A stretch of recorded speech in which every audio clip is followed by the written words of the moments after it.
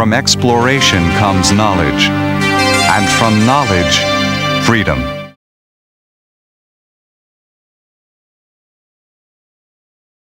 I'd like to welcome Secretary Wolff to Dickinson College's Organic Farm. Now, this was originally the auto farm. It's about, 180 acres. And we've taken and committed 50 of those acres to a sustainable farm. And it's going to be multi-purpose.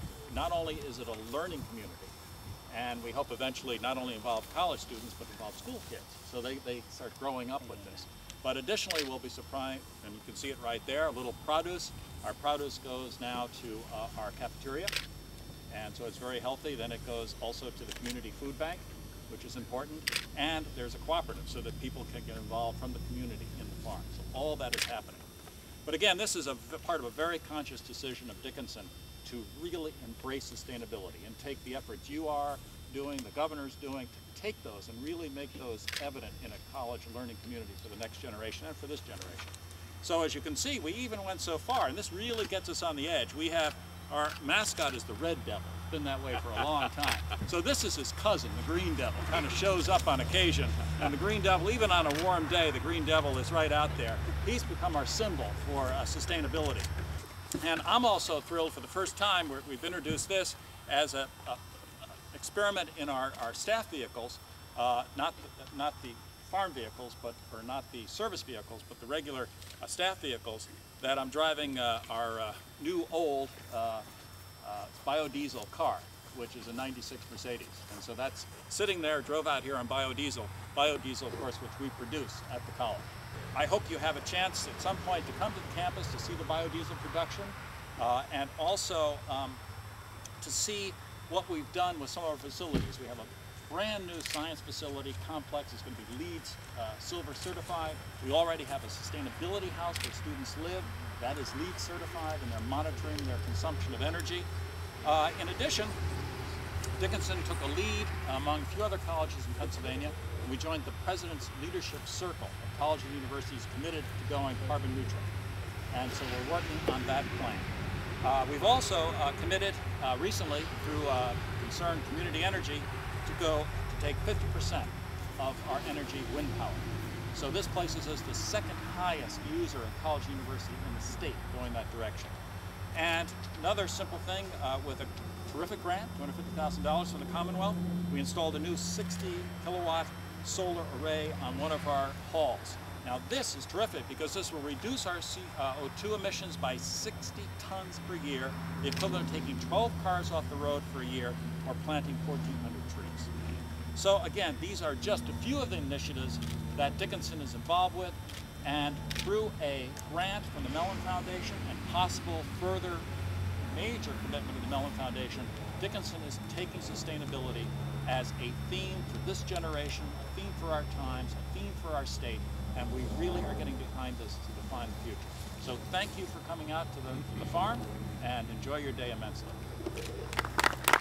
If anyone has any questions on global warming, I think we have an indicator today. As it's interesting, is you know, there's so many topics we could talk about when we're out here at Dickinson College's Organic Farm in terms of ag education, organic, the great lessons that you're teaching your students. I understand that you're opening this facility up also to younger grade school and secondary students in the immediate area to come out here to learn where their food comes from, how you incorporate that into your environmental science classes, how you incorporate that into some of your conservation classes that you're going to be teaching. The list goes on and on. The reason that, one of the reasons that we chose Dickinson College as part of our fall tour, this year we're focusing our tour on renewable energy. And that's not by accident that the governor called a special session on renewable energy that started in Harrisburg Monday a week ago. And that session deals with and looks at some of the opportunities that Pennsylvania has to become a leader in what is, without question, the fastest growing part of our economy in the United States right now, and that is renewable energy.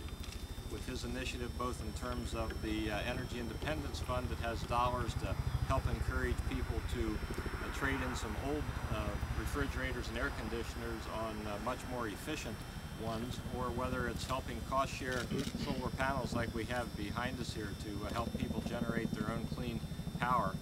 They are all part of that. The other part is the Penn Security Initiative, which is the one that I'm the most involved with, being that I'm the Secretary of Agriculture, in looking at how that has a tremendous potential for the future of agriculture in Pennsylvania. It is, without question, an exciting time for the farmers when they start to understand and appreciate that they will not only, as they have traditionally grown food and fiber for the people of the Commonwealth, but also food, fiber, and now fuel.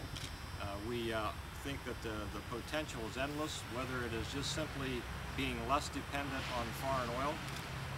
There's no question that with 60% of our oil coming from the Persian Gulf, and the lack of stability in those governments, the challenges and the vulnerabilities that has brought to Pennsylvania, or whether it is simply the dollars in the local economy by keeping those dollars here and continuing to generate those dollars, turn them over and over again in the local economy, or whether it's about being responsible for the environment, because there's no question that whether it's solar panels, whether it's windmills, whether it is biodiesel or corn ethanol, that they all reduce greenhouse gases, and they all have a positive impact on the challenges we face with global warming. And that's about being responsible today, and that's about being responsible for the future generations that will be tilling these farms after we're all long gone. So it's an exciting time to be here. I understand that you had your first harvest this year that was shared at the Dickinson College, so you now have fresh, healthy, nutritious, locally grown organic products that are a part of the menu. I also understand that you're very generous with those products and also supply the food banks in the region that need those products. So, you know, I can't think of anything that's more full cycle than what you're doing here. It's about being environmentally friendly. It's about educating people on where their food comes from and how you need to be responsible in growing that food. And it's about producing and making available fresh, wholesome products to the students as well as the local area, and especially those in need here in the local area. So I'm anxious to take the tour with you. It's an exciting time. It is certainly a heartfelt congratulations from Governor Rendell and from the Department of Agriculture on a project that is certainly couldn't be more timely, nor could you be working on something that will have more impact immediately in the future generations here in Pennsylvania. So thanks for doing this. Thanks for having us here today. Thank you, Mr. Secretary. Appreciate it.